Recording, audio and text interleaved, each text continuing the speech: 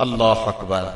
अल्लाह के महबूब अलैहिस्सलाम ने मर्दों को औरतों के साथ और औरतों को मर्दों के साथ हुस्ने सलूक करने की तलकीन इरशाद फरमाई।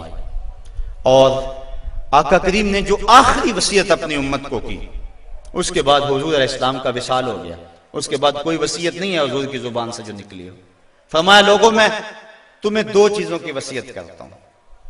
एक अस्सलात अस्सलात, नमाज नमाज, यदि नमाज को न छोड़ना। और दूसरी वसीयत ये थी कि मैं दो कमजोरों के बारे में तुम्हें अल्लाह से डराता हूं, एक गुलाम और दूसरी तुम्हारी बीवियां। इन दो कमजोरों के बारे में तुम्हें अल्लाह से डराता हूं, इन पे जुल्म ना करना। इन्होंने भाग तो जाना नहीं है, घर से निकल तो जाना नहीं है, तो इन पे जुल्म करोगे तो ये दुखी हो जाएंगे। तो आका करीम अलैहिस्सलाम ने फरमाया, इन दो कमजोरों के बारे में मैं तुम्हें अल्लाह से डराता हूं। बल्कि इस कदर हुजूर ने औरतों की नजाकत का लिहाज रखा। एक सफर पे थे, एक शख्स ऊंटों को हाँक रहा था, उसका नाम था अनजशा। तो वो जल्दी जल्दी ऊंटों को ना हाँकने की कोशिश कर रहा था ताकि जल्दी पहुंच जाए। तो आका करीम ने फरमाया, अनजशा आहिस्ता आहिस्ता। फरमाया, ये जो ऊंटों के ऊपर औरतें बैठी उनकी तरफ इशारा करके कहा, ये नाजुक आबगीने हैं, कहीं टूट ना जाएं। औरतों को नाजुक आबगीने करार दिया। आज हमारे मुआशरे के अंदर घरों में जो जंगो जदल का माहौल होता है और औरतों के साथ जो सलूक किया जाता है, बताओ ये नाजुक आबगीने सलामत रह सकते हैं? हुजूर ने तो फरमाया, अनजशा अपने ऊंटों की रफ्तार को कम करो, कहीं ये नाजुक आबगीने ना टूट जाएं। और फिर सुनो हुजूर ने क्या फरमाया, हुब्बे बाइलिया मिन दुनियाकुम सलास। लोगों, तुम्हारी दुनिया से मुझे सिर्फ तीन चीजें पसंद हैं। रंगो नूर से सजी हुई ये कायनात तुम्हें मुबारक हो।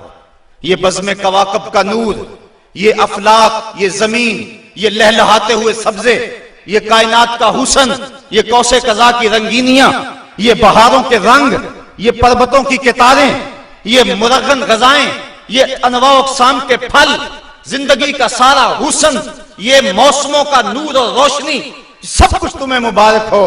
फरमाया, मुझे तो सिर्फ तुम्हारी दुनिया से सिर्फ तीन चीजें पसंद है। ये नहीं कहा मेरी दुनिया से, कहा तुम्हारी दुनिया से। बल्कि एक हदीस के लफ्ज़ हुजूर ने यूं फरमाया कि मेरी मिसाल ऐसे है तुम्हारी दुनिया के साथ, जिस तरह कोई मुसाफिर गुजर रहा हो और रास्ते में कोई दरख्त हो और वो चंद लम्हों के लिए उसकी छांव में बैठ जाए। तो कहा, मैं तो चंद लम्हों के लिए रुका हूं, और रुक के एक एक लम्हा इंसान को जिंदगी गुजारने का रास्ता बता गए हैं। चंद लम्हों के लिए वो ठहरे हैं जिस पेड़ के नीचे, सुना है आज तक उस पेड़ का साया महकता है, आज तक वहां रोशनियां फैली हुई हैं। तो कहा, हुब्बे बाइलिया मिन दुनियाकुम सलास, मुझे तुम्हारी दुनिया से सिर्फ तीन चीजें पसंद है, अत्तीब वन निसा व जुइलत कुर्रतु ऐनी फिस सलात। एक खुशबू, दूसरी मनकूहा औरतें, और तीसरी मेरी आंखों की ठंडक नमाज में रखी गई है। तो साहिबो, मेरे और आपके आका मौला हुजूर नबी रहमत सल्लल्लाहु अलैहि वसल्लम ने यही हमें वसीयतें की, औरतों के साथ उसने सलूक करने का। और औरतों को हुक्म दिया कि तुम अपने खामद के साथ उसने सलूक करो। बल्कि फरमाया कि अगर अल्लाह के अलावा किसी को सजदा जायज होता तो मैं बीवी को हुक्म देता कि वो अपने खामद को सजदा किया करे। औरत को यह भी इज़्ज़त नहीं है कि वो मर्द की इजाजत के बगैर घर से निकले। अगर मर्द पाबंद करना चाहिए, औरत को हिम्मत नहीं है कि निकले, शरीयत ने मना किया। बल्कि हुजूर ने इरशाद फरमाया, जब कोई औरत मर्द की रिजा और इज़्न के बगैर घर से बाहर निकलती है तो आसमानों के सारे फरिश्ते उस औरत पे लानतें नाज़िल करते हैं। और फिर जब वो गुजरती है जिन राहों से, इंसानों और जिन्नों के अलावा बाकी हर दरख्त, हर पत्थर, हर शय जो रास्ते में आती है उस औरत पे लानत भेजता है। तो औरत को मर्द के इज़्न के बगैर घर से निकलने से रोका गया। उसको कहा कि तू घर में ठहरी रहना, तेरी ये वफा का तकाजा है। और तो दूसरे मर्द को हुक्म दिया गया कि तूने इसका ख्याल रखना है, जो खुद खाए इसको खिलाए, जो खुद पहने इसको पहनाए।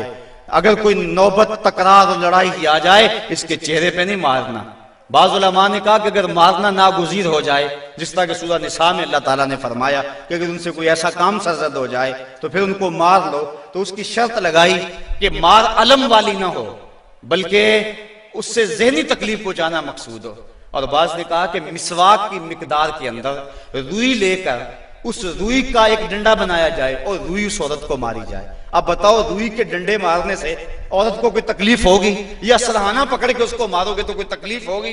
तो मकसद औरत के ऊपर मर्द ने अपने गुस्से को निकालना है, वरना ये एक ऐसा नाजुक आपगीना है कि अगर तुम डंडों से मारने लगोगे, ठुड्डों से मारोगे और जुबान से गालियां देगे तो ये मुकद्दस रिश्ता और ये नाजुक आपगीना टूट जाएगा और घर का माहौल खराब हो जाएगा।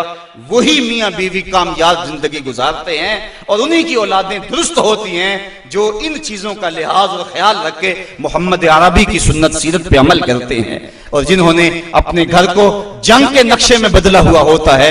वक्ती तौर पे वो रोब झाड़ भी लें, लेकिन उनकी जिंदगी के अंदर हुस्न और तमानियत नहीं होता। तो आज मैंने इस नशस्त के अंदर ये चंद बातें आपके सामने रखी। अल्लाह ताला जल्ला शानहू की बारगाह में दुआ है कि मुझे और आपको रसूल करीम के बताए हुए रास्तों पर चलने की तौफीक अता फरमाए, और हुजूर ने जिस तरह अपनी अज़वाज के साथ हुस्न सलूक किया है, इस तरह हमें हुजूर के नकूशे पाक की बरकतें अता फरमाए और जिंदगी का हुस्न हमें अता फरमा दे।